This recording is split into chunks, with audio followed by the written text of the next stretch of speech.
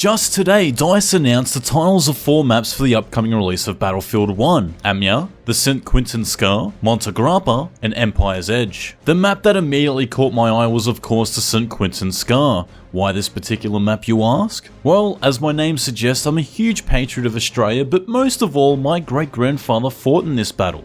Australian 2nd Division led by General John Monash was up against a formidable and successful foe in Germany's 2nd Army under General Max Von Boehn. The British 4th Army's commander, General Henry Rawlinson, described the Australian advances in this battle as the greatest military achievement of World War I.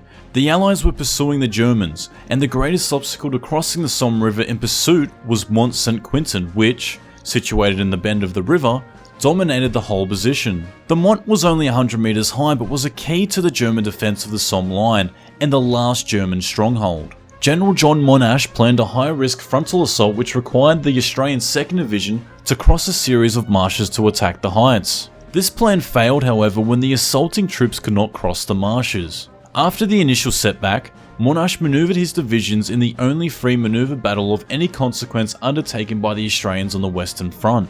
Australians of the 2nd Division crossed to the north bank of the Somme River on the evening of August 30th. At 5 AM on 31st of August 1918, supported by artillery, 2 significantly undermanned Australian battalions charged up Mont Saint-Quentin, ordered by Monash to scream like bushrangers. The Germans quickly surrendered and the Australians continued to the main German trench line. Unable to hold the upper hand, the Germans were able to counter-attack and push the Australians back below the crest. It was here when a gutsy 2nd Division, determined to jump back on the offensive, were able to drive the Germans to withdraw.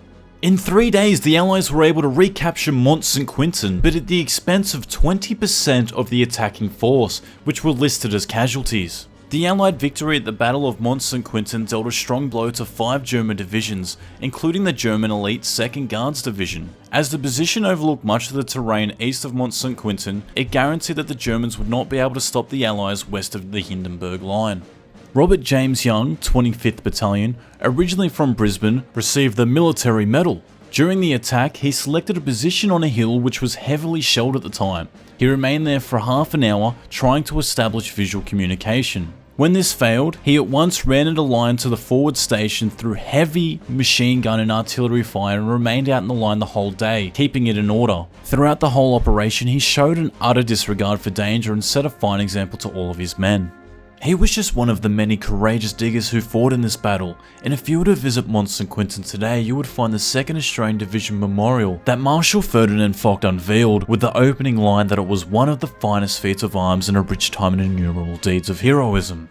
Now the big question, will this monumental Western Front assault by the Allies be the battle captured by Battlefield 1's the Saint-Quentin Scar? The brief description provided with the release of the new maps is a massive attack on the Scar battlefield of North France. As part of the Kaiser's battle, the German army throws everything they have to break through the British lines. Prepare for truly cataclysmic assaults as you push through the trenches of the Saint-Quentin Scar. Be the first soldier to break through the fortified lines and assault the pristine village of Travesey, untouched by the war, until now. From this, we can likely guess that it's based on the First Battle of the Guys, which was the initial German assault at Saint-Quentin in 1914. The Germans were obviously successful given the story I just told you, and would hold the strategic outpost for the next 4 years. Still, it would be amazing to see the induction of Australia, and other factions for that matter. Maybe even an expansion pack that would include this particular battlefield revisited in a war-torn-esque Mont Saint-Quentin from 1918, where the ambitious Allies recaptured this post following the World War I timeline.